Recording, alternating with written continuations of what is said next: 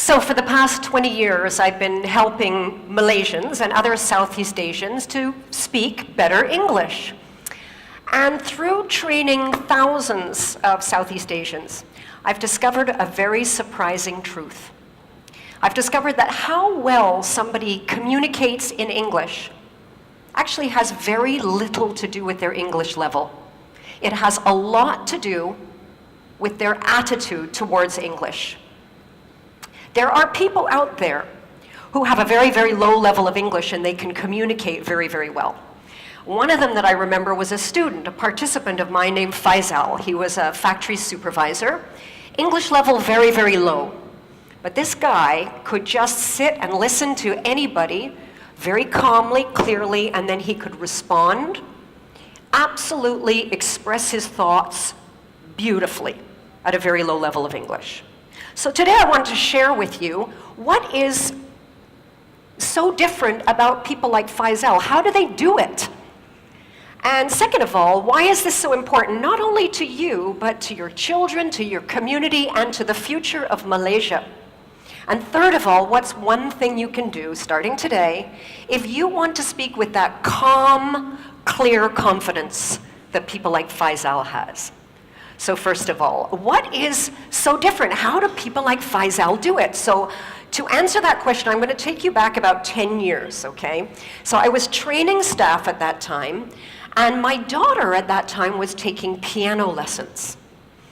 And I started to notice two really strong similarities between my daughter's attitude or thinking towards playing the piano and a lot of Malaysians' thinking or attitude towards English.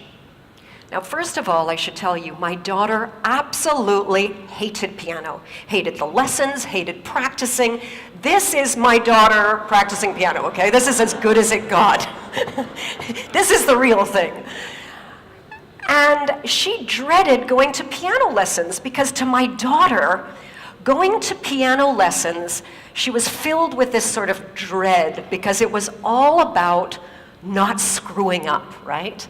Because like for a lot of piano students, to both my daughter and her teacher, her success in piano was measured by how few mistakes she made. Now, at the same time, I noticed that a lot of Malaysians went into English conversations with the same sort of feeling of dread, this sort of feeling that they were going to be judged by how many mistakes they were going to make and whether or not they were going to screw up.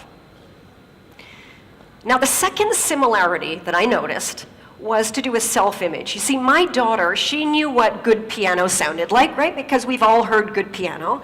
And she knew what her level was, and she knew how long she'd have to play for to play like that. And a lot of Malaysians, I noticed, had this idea of what good, proper English is supposed to sound like, and I see a lot of you nodding, and what their English sounded like, and how far they'd have to go to get there. And they also felt like they were, like my daughter, just bad piano player, bad English speaker, right? My English not so good lah, cannot, sorry shaya, cannot. So I could see these similarities, but I still couldn't figure out, okay, what is it about these people like Faisal that are so different that can just do it smoothly, calmly, with confidence? And one day I discovered that answer, and I discovered it quite by chance. It was a day when my computer broke down and I had to go to a cyber cafe. Now, okay, it was my first time and I discovered cyber cafes are disgusting places, okay? They're really gross, they're smelly, and they're filled with boys, and they're all playing noisy, violent games. They're just disgusting places. But I had to go there, so I sit down and I start noticing this guy beside me, and I become very, very interested in this guy next to me. Now, this guy is playing this game that is basically, it's like shooting people until they die, and that's it, right? That's the game, right? And I'm noticing that this guy is not very good. He's like, in fact, terrible, right? Because I'm looking and I'm seeing like a lot of shooting and not much dying, right? But what really interested me was behind this lousy player were 3 of his friends sort of standing there watching him play.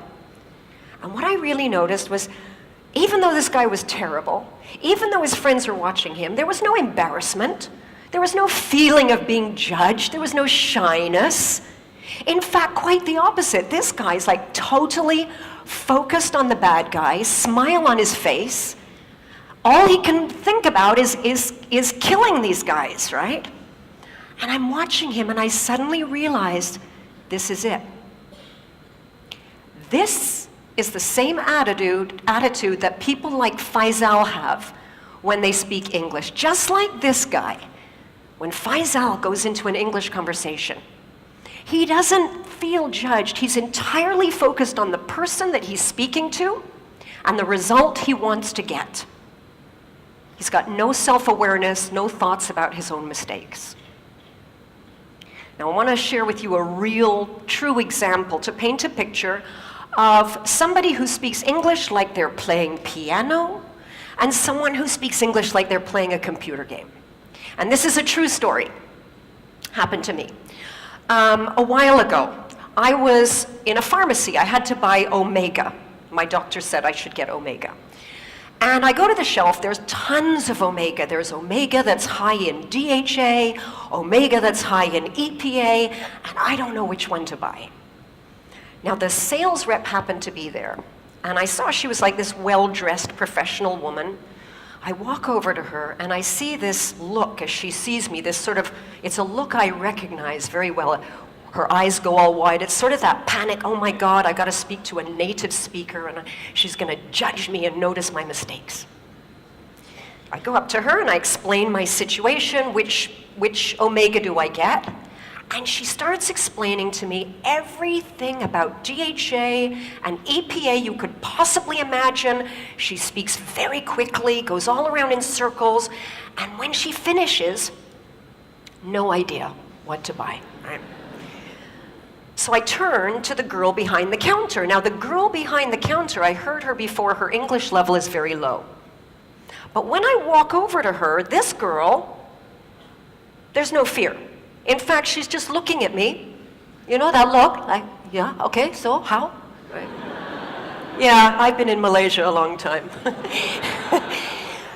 So I go up to her and I explain the problem, EPA, DHA. She looks at me, she says, okay, EPA for heart, DHA for brain. Your heart okay or not? So I said, yeah, I said my heart is really, I think it's pretty good. She says, your brain okay or not? I said, yeah, no. No, my brain is not as good as it used to be. She looked, she said, okay la, you take Omega DHA, can? Problem solved, right? So we've got 2 different kinds of communicators. We've got the one who's got a high level, but totally focused on herself and getting it right, and therefore very ineffective. We've got another one, low level, totally focused on the person she's talking to and getting a result. Effective. And therein lies the difference. Now, why is this distinction so important, not just to you, to your children, but to the future of Malaysia and countries like Malaysia? And to answer that, let's take a look at who actually is speaking English in the world today, okay? So if we looked at all of the English conversations in the whole world taking place right now on planet Earth, we would see that for every native speaker, like me, there are 5 non-native speakers. And if we listen to every conversation in English on planet Earth right now, we would notice that 96% of those conversations involved non-native English speakers. Only 4% of those conversations are native speaker to native speaker. This is not my language anymore. This language belongs to you. It's not an art to be mastered. It's just a tool. to use to get a result. And I want to give you a real-life example of what English is today in the world, real English today. This is another true story. I was at a barbecue a little while ago. This was a barbecue for engineers from all over the world, and they were making hot dogs. Now, some of the hot dogs were regular hot dogs, and some were these cheese hot dogs, you know, with the cheese in the middle. French engineer is cooking the hot dogs, and he turns to this Korean engineer and he says, would you like a hot dog? And the Korean guy says, yes, please.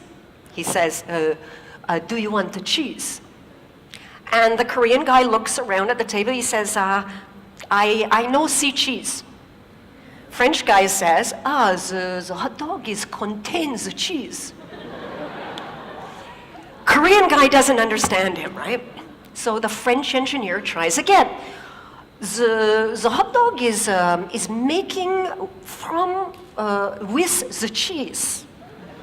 Korean guy still doesn't understand. He tries again. He says, the hot dog is coming from. No, the cheese is coming from the hot dog. Korean guy cannot understand. Now this Japanese engineer who's been listening to this conversation turns to the Korean engineer and he says, cheese integrator. He understands, okay? Everybody understands. So this is what English is today. It's just a tool to play around with to get a result, like a computer game. Now the challenge is that we know in schools all around the world, right? English is not really being taught like it's a tool to play with. It's still being taught like it's an art to master. And students are judged more on correctness than on clarity. Some of you might remember the old comprehension exam in school. Does anybody remember in school when you would get a question about a text that you read? You'd have to read through some text, right? And then answer a question to show that you understood the text. And this may have happened to you, that you showed that you understood the text, but you got a big X because you made a little grammar mistake. Like this student. Now this student clearly understood paragraph 4, but no, not correct, because he left the letter N off the word environment. But in the real world, what would matter? In the real world, what would matter is, did you understand the email or did you understand your customer so that you can go ahead and take action? Now the problem that I see here over and over is that people take the attitude they developed about English in school and they bring it into their adult life and into their work. And if you're in a stressful situation and you're having a conversation and you're trying to give a result to someone and say it correctly, your brain multitasks. It cannot do two things at once. And what I see is the brain just shutting down. And you may recognize these 3 symptoms of the brain shutting down. The first one is that your listening goes. Someone's talking to you and you're so busy thinking about how you're going to respond and express yourself correctly, you don't actually hear what the other person said. And I can see a lot of nodding in the audience. The second thing to go is your speaking. Your mind sort of shuts down and that vocabulary you do know just disappears and the words don't come out. The third thing to go is your confidence. And the worst thing about this is you may only be confident because you cannot express yourself clearly, but to the person talking to you, they may misunderstand this as a lack of confidence in your ability to do the job, to perform. So if you want to speak English like Faisal with that great confidence, here's the one thing that you can do. When you speak, don't focus on yourself. Focus on the other person and the result you want to achieve. Imagine a next generation of Malaysians, all with that wonderful confidence in communication that Faisal has at any level of English. Because let's remember that English today, it's not an art to be mastered. It's just a tool to use to get a result. And that tool belongs to you. Thank you.